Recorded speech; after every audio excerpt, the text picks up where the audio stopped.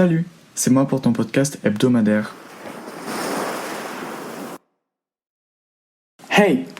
Bonjour à tous et à toutes. J'espère que cette semaine tu vas très bien et si c'est pas le cas, tu sais que tu peux venir sur Insta à teenagers, T-E-E-N-A-G-E-R-Z-du-bas ou par mail à podcast.adolescent@gmail.com. Cette semaine, je vais te parler d'un sujet que j'adore et qui je pense va beaucoup t'aider dans ta vie.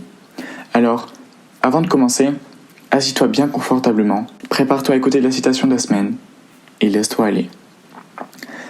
La citation de la semaine c'est I prefer loneliness over fake company. Pour les non-bilingues, ça donne ça. Je préfère la solitude à la fausse compagnie. Cette citation est là pour te montrer que parfois il vaut mieux être seul que mal accompagné. Il y aura toujours des gens négatifs qui te jugeront, qui te rabaisseront, qui ne sont pas tes réels amis. Ces gens-là, tu dois t'éloigner d'eux et être free as hell. Free as hell. Et ne pense pas que si tu fais ça, plus personne ne viendra te parler. Beaucoup de gens iront souvent vers toi. Après, n'essaie pas à chaque fois de les repousser par peur qu'ils soient mauvais. Apprends à les connaître avant.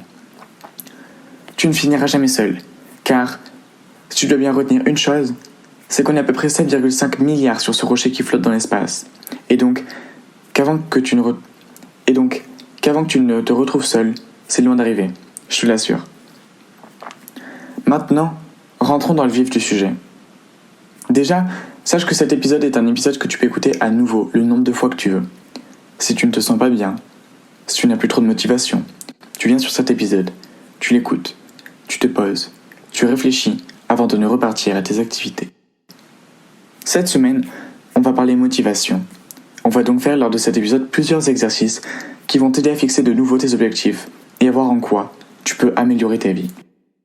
À partir de maintenant, je vais te demander de fermer les yeux, si tu le peux, et de t'installer confortablement dans la position de ton choix. Que tu sois assis, allongé, debout. Le plus important, c'est d'être là, maintenant, et d'être prêt à vivre cette nouvelle expérience. Le premier exercice que je vais te proposer, c'est de faire un récap dans ta tête de ta situation actuelle. Entre ce qui va, ce qui ne va pas, etc. Tu trouveras beaucoup de choses à penser. Je vais te laisser 30 secondes pour définir dans ta tête ces trois choses-là.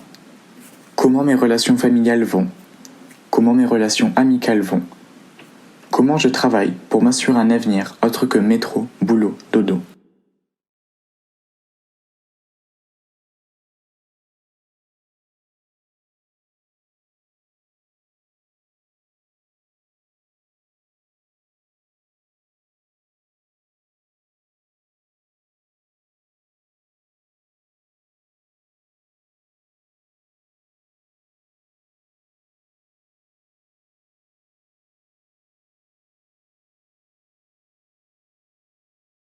Ok.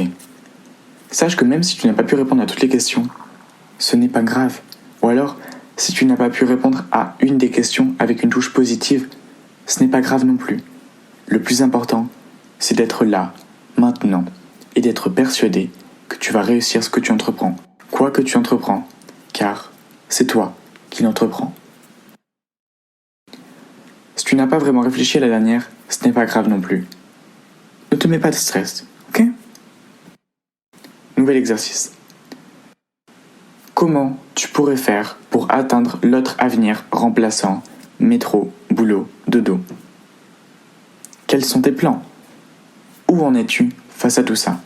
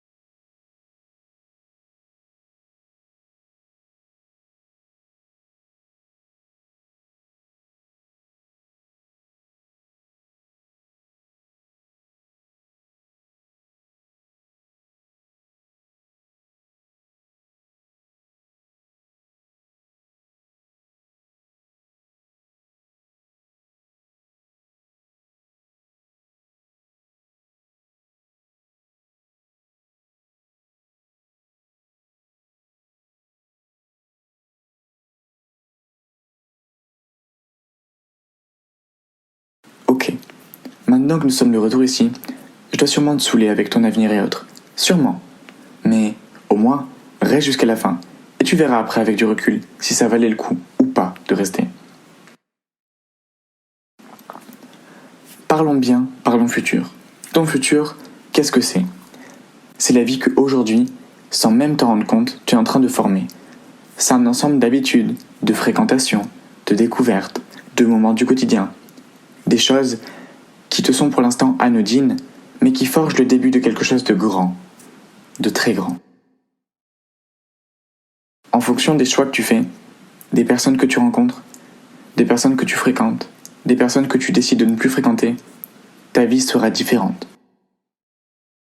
Je ne dis pas qu'elle sera moins bien dans un cas ou dans un autre, absolument pas. Mais un type de vie peut mieux te convenir qu'un autre. Alors pour tous ceux qui sont perdus et qui ne savent pas quel type d'avenir ils veulent vraiment, je vais te faire un petit récapitulatif de tous les types d'avenir que tu pourras avoir.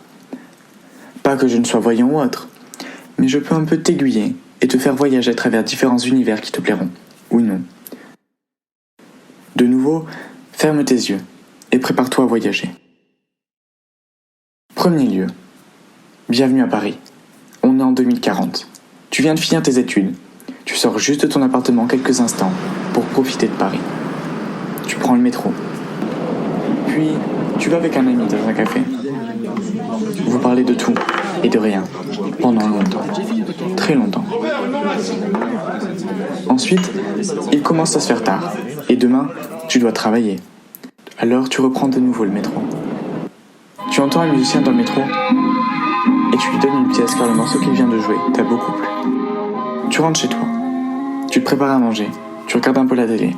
Tu passes 5 ou 10 minutes sur ton ordi. Tu te brosses les dents et tu vas au lit.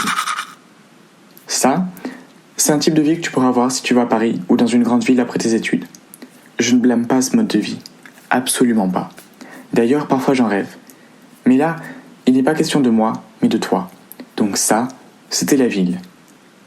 Mais alors, que te réserve le monde ?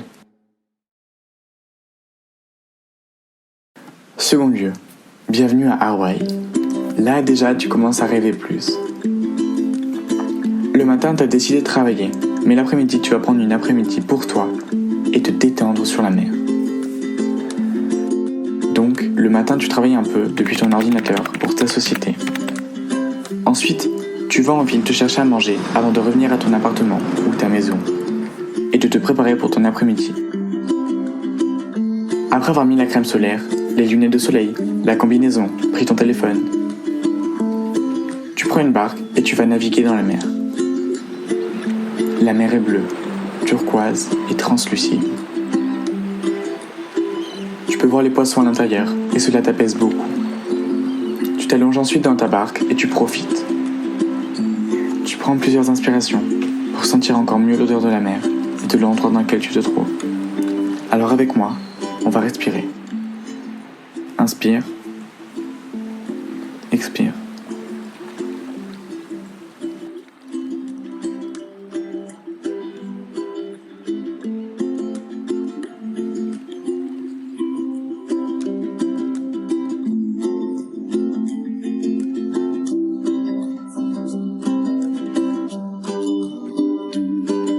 Le soir, tu rentres, tu finis des restes qui te restaient dans le frigo. Tu travailles encore un peu. Ensuite, tu te brosses les dents, tu regardes un peu la télé et tu vas te coucher. Ça, c'est un des types de vie que tu pourras avoir si tu travailles soit à ton compte, soit pour une compagnie, mais sans avoir d'endroit où travailler. Je ne blâme pas ce mode de vie non plus. C'est le rêve de beaucoup de monde. Vous me direz alors que cela n'est qu'un rêve, cela n'existe pas.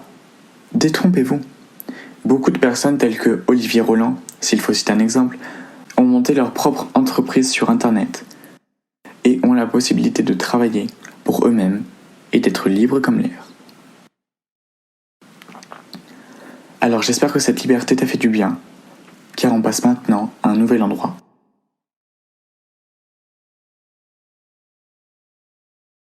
Le troisième lieu ne sera pas le type de lieu que tu imagines.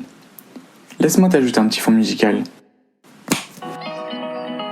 Ce n'est pas forcément à moi de prédire ton avenir. S'il y a une phrase dont tu dois te souvenir, c'est elle. Tout est possible. Quelque chose te plaît ou te donne envie, fais-le. Ta vie, c'est toi qui en as les rênes. C'est toi qui décides ce que tu fais, ce que tu dis, comment tu gères les choses, ce que tu vas faire le lendemain. Mène ta vie tel un combat et tu gagneras la victoire d'une bataille que beaucoup de personnes n'ont malheureusement pas menée. Sois toi, sois heureux ou heureuse. Ta vie t'appartient. Alors fais-en un peu comme un chewing-gum. Expérimente, fais des bulles. N'aie pas peur de faire des choses, car c'est de cette façon que tu te forges des souvenirs. Une expression que tu devrais utiliser, si tu ne l'utilises pas déjà, qui est One Life. Elle consiste sur le fait de se dire, ok, j'ai une vie, une seule. Autant demain elle s'arrête et c'est fini. Autant elle continue pendant des années. Mais si demain elle venait à s'arrêter, est-ce que j'aurais des regrets? Si oui, quels seraient-ils? Et si c'est possible, fais en sorte d'avoir le plus d'expériences, le plus de souvenirs, le plus de moments partagés, le plus vécu, pour que, quand il viendra l'heure que ça s'arrête, tu puisses partir en paix. Ok, j'espère que le sujet de la semaine t'a plu. On passe maintenant à l'information de la semaine. L'humanité pourrait être totalement infertile avant 2045. Alors, c'est un sujet qui peut être tabou, mais qui, je pense, est important d'aborder. Déjà, qu'est-ce que ça veut dire? En fait, ça veut dire que d'ici 2045, si rien n'a changé au niveau de notre alimentation et de notre rapport aux pesticides et autres, il y a des chances que nous soyons tous inaptes, donc incapables, à nous reproduire. En d'autres termes, l'espèce humaine disparaîtrait par sa propre faute. Car, en réalité, la raison de notre infertilité est le nombre de pesticides que nous trouvons dans chaque produit non bio que nous mangeons. Les OGM, la pollution, quasiment tout ce qui nous entoure et tout ce qu'on consomme est mauvais pour notre santé. Alors tout de suite, on dirait que je parle d'apocalypse, mais ce n'est pas ça. Alors même si cette étude peut être vraie, elle peut tout autant être fausse. La seule chose que je te recommande de faire, c'est d'essayer de manger un peu plus bio, de laver la peau des fruits que tu manges, et en adoptant des gestes simples au quotidien qui te permettront de rester en bonne santé. Le plus important dans tout ça, c'est que tu prennes soin de toi et de ton corps, car tu n'en as qu'un, et que tu vas devoir vivre avec cet unique et même corps pendant encore des années. Voilà, c'est tout pour moi, j'espère que l'épisode de la semaine t'a plu. Si c'est le cas, n'hésite pas à t'abonner, à liker si t'es sur YouTube, et à revenir la semaine prochaine pour écouter le nouveau. Bye!